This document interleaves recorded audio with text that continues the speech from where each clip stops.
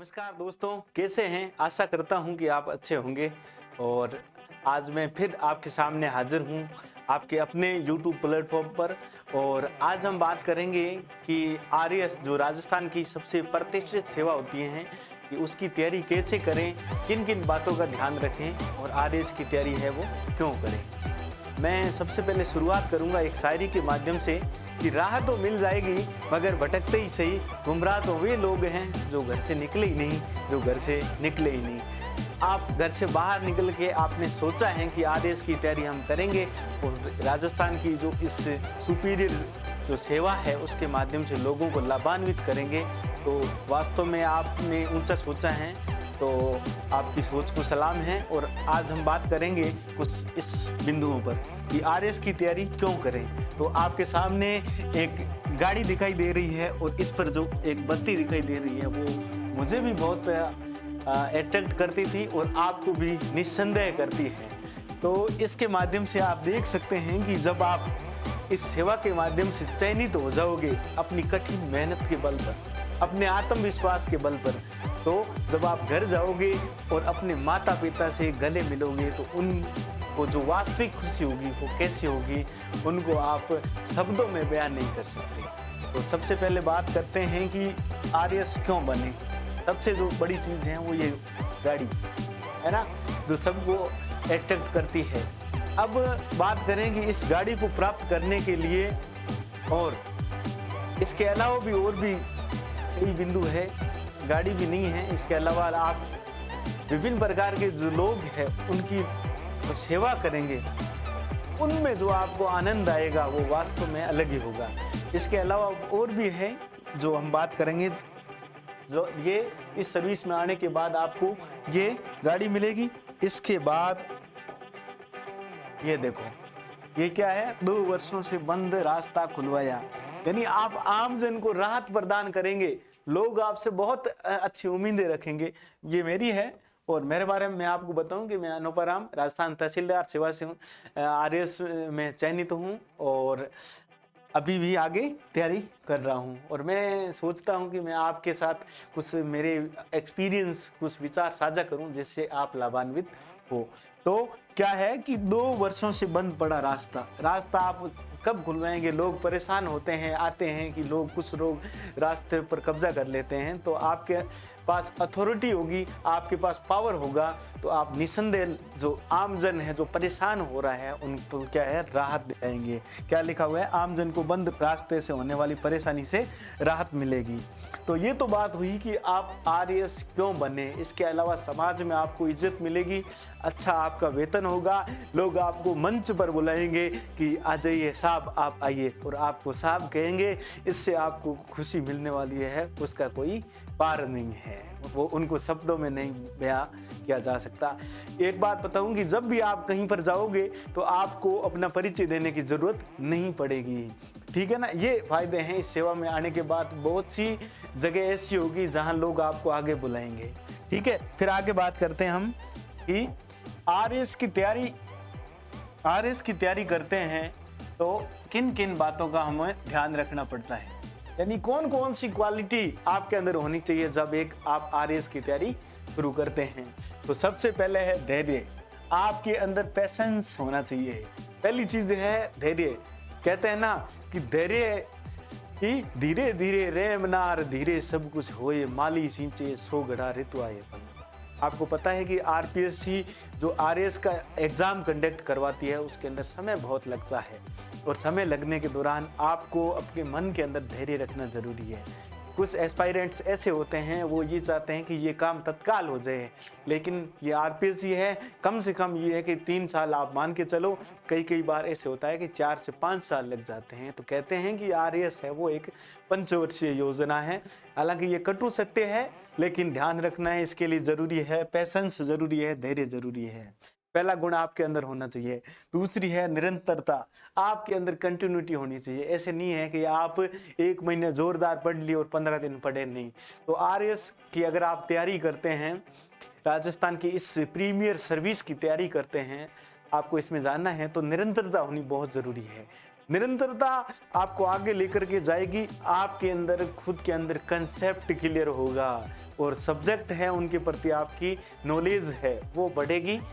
इसके अलावा जो तीसरा गुण है वो आत्मविश्वास, कॉन्फिडेंस होना ज़रूरी है, खुद के अंदर विश्वास होना ज़रूरी है कि हम इस सेवा को क्रैक कर सकते हैं। एक बात मैं बताऊं मेरे बारे में कि मैं ग्रामीण पृष्ठभूमि से आता हूं। कुछ लोग ये कहते हैं कि भाई हमारा सिलेक्शन कहाँ होगा, शहरी लोगों का होता है जिनके पास पैसे ज़्यादा होते हैं या वो इंग्लिश मीडियम में पढ़ते हैं। तो मैं सरकारी स्कूल में पढ़ा हुआ हूँ, तो जब मेरा चयन हो सकता है तो आपका क्यों नहीं।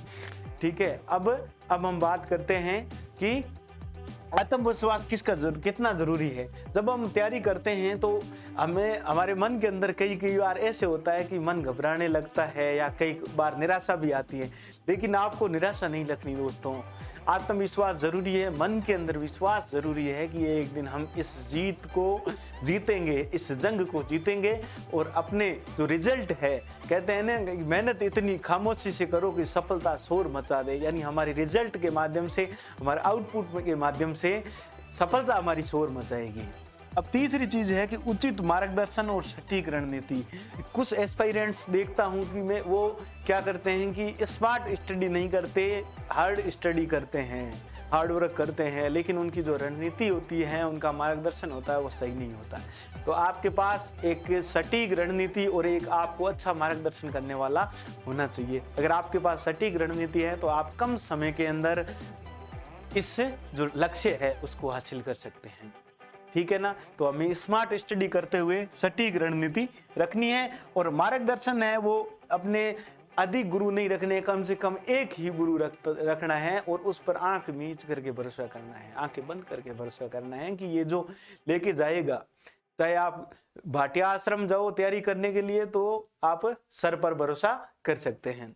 अब पांचवी चीज है लेखन, अभ्यास और नियमित टेस्ट। कोई भी चीज आप पढ़ते हैं तो आपको नियमित प्रैक्टिस जरूरी है, क्योंकि कहते हैं ना कि करत करत अभ्यास तेर जड़मती होत सुजान, रसरी आवत जात तेरे सिल पर परत निशान। तो आपने वो बात सुनी होगी। तो नियमित अभ्यास जरूरी है और आरएस के लिए नियमित टेस्ट जरूरी है और लेखन अभ्यास जरूरी है। लेखन अभ्यास अगर आप लिखोगे नहीं तो आपका पेपर पूरा नहीं होगा और पेपर पूरा नहीं होगा तो आपका सिलेक्शन जो मेंस परीक्षा है उसके अंदर सिलेक्शन होने की गुंजाइश कम हो जाती है। तो अधिक से अधिक साथियों पेपर लिखे। और अब हम आगे और बात करते हैं कि ऑलराउंडर, आपको सभी विषयों के अंदर प्रवीण होना पड़ेगा। यानी अगर आप एक विषय छोड़ देते हैं तो आप अन्य बच्चों से पिछड़ जाते हैं, 10 नंबर 5 नंबर और पिछड़ जाते हैं। आप कोई भी सब्जेक्ट हो सकता है आपको वो कम आता हो, लेकिन एवरेज आपको आना चाहिए। कम से कम ये हो कि आप उसको लिखने की कंडीशन में हो, आप उसको समझने की कंडीशन में हो। मैं अक्सर देखता हूँ कि कुछ विद्यार्थी ये करते हैं कि राजस्थान जीके को अच्छा कर लेते हैं लेकिन साइंस में वो वीक रहते हैं। तो मैं आपको कहना चाहता हूँ कि मेन चीज़, सबसे बड़ी चीज़ है कि सभी विषय है उस पर आपकी पकड़ रखें। अगर किसी विषय को समझने में समस्या आ रही है आपको, तो आप ये कर सकते हैं कि आप अपने कोई टीचर है उनसे अध्ययन कर सकते हैं। लेकिन एवरेज आपका जो लेवल है वो होना चाहिए, जिससे आपको क्या होगा, मेंस के अंदर नुकसान नहीं होगा। अब हम आगे बात करते हैं कुछ और बातों की कि आपके पास प्रामाणिक अध्ययन सामग्री, आपके पास कंटेंट अच्छा होना चाहिए, स्टडी मटेरियल अच्छा होना चाहिए। अगर आपके पास स्टडी मटेरियल अच्छा नहीं है, आप एक ही चीज है वो अलग अलग किताबों से पढ़ते हैं तो आप भ्रमित हो जाओगे। ये चीज है कि खुद पर भरोसा रखते हुए आप अपने कंटेंट पर भरोसा रखते हैं तो निश्चित रूप से आपकी फतेह होनी तय है। अब अच्छा कंटेंट कैसे हो, कहां पर हो, वो हम नेक्स्ट है वो इसी वीडियो के अंदर बात करेंगे जब सिलेबस पर चर्चा करेंगे। उसके बाद है समय प्रबंधन। आपका टाइम मैनेजमेंट बहुत अच्छा होना चाहिए। कहते हैं ना कि अगर आप जिस किशोरावस्था की अवस्था से जूझ रहे हैं, इस अवस्था में है आप, तो इस अवस्था के दौरान आप अध्ययन करें, अन्य बातों पर ध्यान रखें। टाइम है वो लौट करके कभी नहीं आता। अगर आप आरएस जैसी प्रीमियर सर्विस की तैयारी कर रहे हैं तो आपका समय प्रबंधन अच्छा होना चाहिए। कम से कम ये होना चाहिए कि 8 से 10 घंटे आप पढ़ सके, जिससे आपकी नियमितता बनी रहे और रेगुलरिटी अगर आपकी बनी रही तो आपको लक्ष्य हासिल करने से कोई नहीं रोक सकता।